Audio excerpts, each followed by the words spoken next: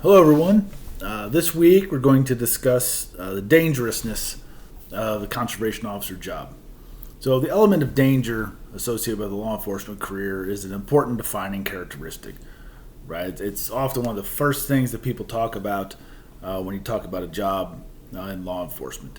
And the element of danger is associated, if you look at the policies, procedures, training, like a lot of all those things all revolve around this element of danger associated with working in law enforcement.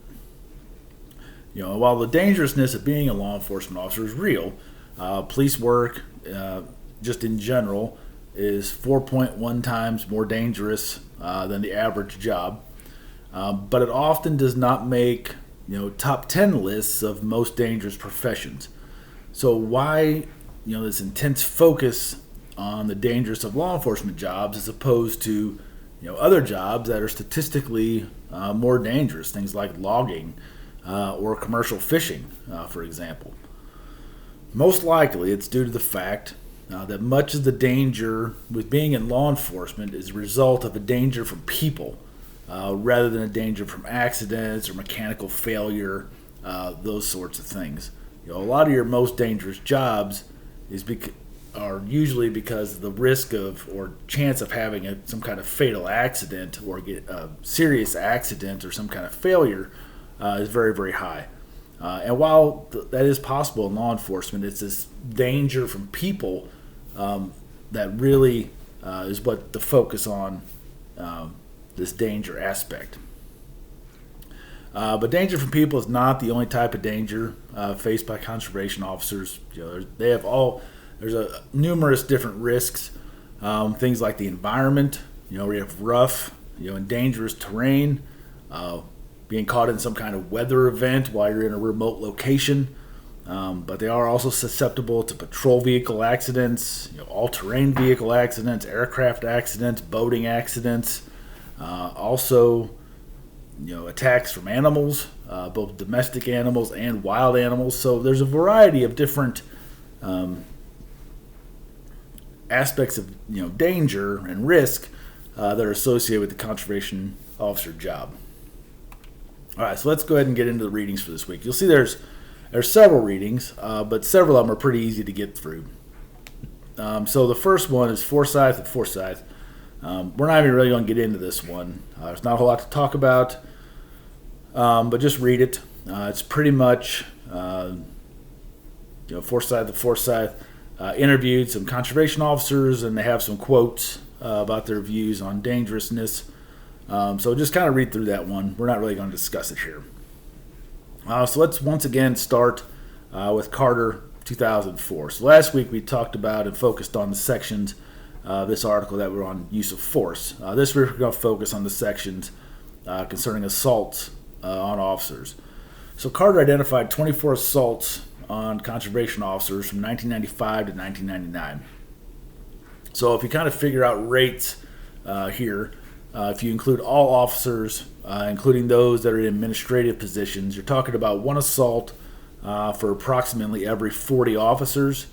If you remove that administrative staff, you're talking more about one in every 32 officers. So another way to kind of look at this is one assault for every 3,552 citations that were issued. So if you look at those kind of numbers, this really suggests that assaults on conservation officers is really a pretty rare occurrence. Demographic-wise, the people that were committing these assaults, 90% of them were male and ranged in age from 20 to 56. All right, so let's look at let's look more at the events themselves. So 20 of the 24 assaults occurred during what's characterized as patrol activity. So that's kind of a really broad kind of category, right? It could be a lot of things. 10 of them were the result of boating, fish, or game enforcement. Okay, remember again, Carter included boating in with the fish and game enforcement for the conservation officers. The other 10 were the result of general law enforcement activity. And remember again that a very small percentage of summonses are a result of general law enforcement activity.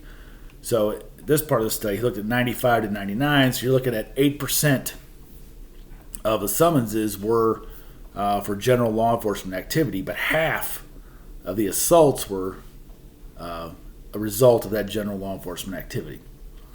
13 of the 24 assaults were committed with body parts, so talk about hands, fists, feet, those sorts of things. The other other 11 had some sort of weapon, firearms, a fishing pole, a bottle, a vehicle, even a ballpoint pen. Okay, so a wide variety of different kinds of weapons can be used to commit an assault.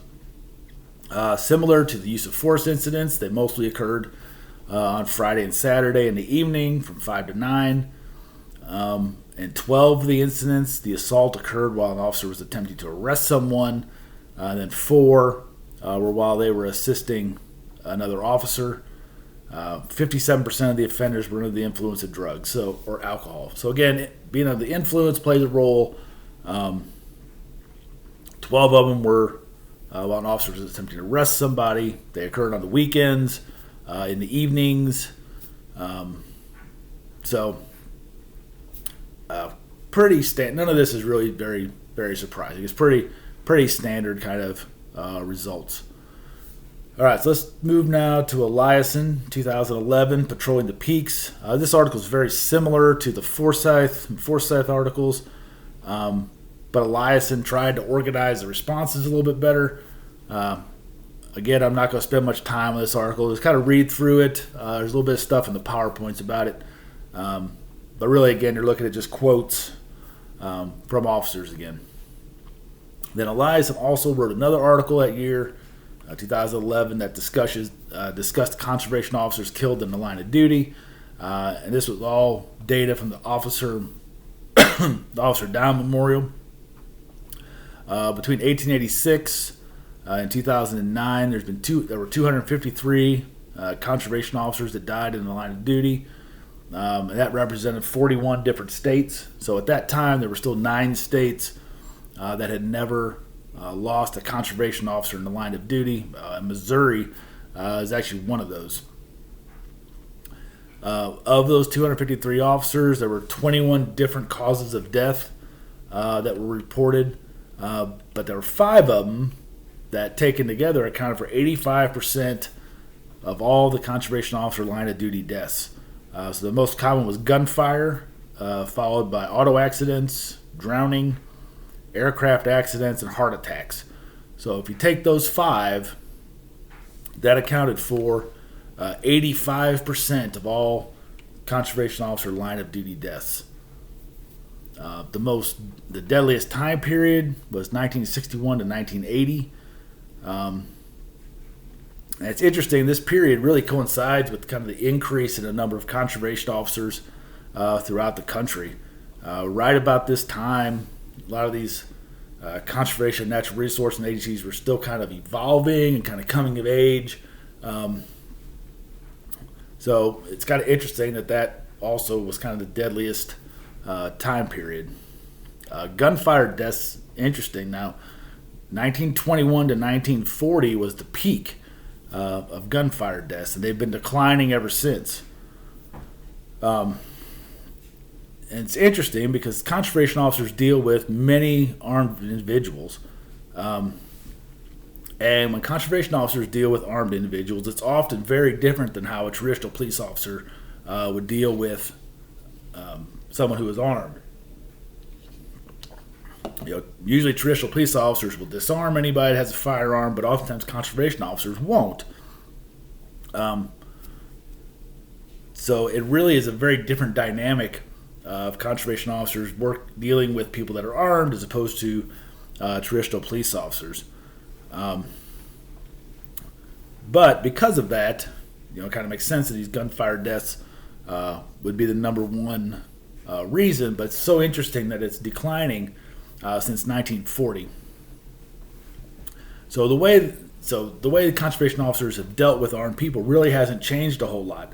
So there's got to be something else that's leading to this decrease in the number of gunfire-related deaths. And most likely, It's attributed, to some combination of training and equipment. Bulletproof vests are much better. Training is much better. So it's probably some combination of those things. All right. So Patton also looked at this officer down data, and they suggested, Patton et al. Suggested that you look at these incidents another way, and they split them up into accidental versus felonious. Okay, so felonious deaths are those that are the direct result of a crime being committed, while accidental deaths are not. So if you aggregate them into those two categories, there's more accidental deaths than felonious deaths. So that suggests that conservation officers have a better chance of dying from something other than some type of felonious assault. Of the felonious deaths, 60% of those occurred during fish and wildlife enforcement, which is interesting, because when you think about what we talked about with use of force and assault, from data in the 90s and the 2000s, that really showed an increase of use of force incidents related to this general law enforcement that conservation officers are doing. But the officer down data, 60% of those occurred during fish and wildlife enforcement. So it'll be interesting if this percentage changes because the conservation officer job has continued to evolve. Remember, this study was 1886 to 2009. So conservation officers really didn't start engaging in this more kind of traditional law enforcement stuff until the 1990s. So it's really not surprising that 60% of these occurred during fish and wildlife enforcement duties. Okay, I'm going to stop there. Please make sure you read the articles, especially the Forsyth and Eliason, that I really didn't talk about in this video. Make sure you do your assignments. And as always, please let me know if you have any questions. I'll see you next week.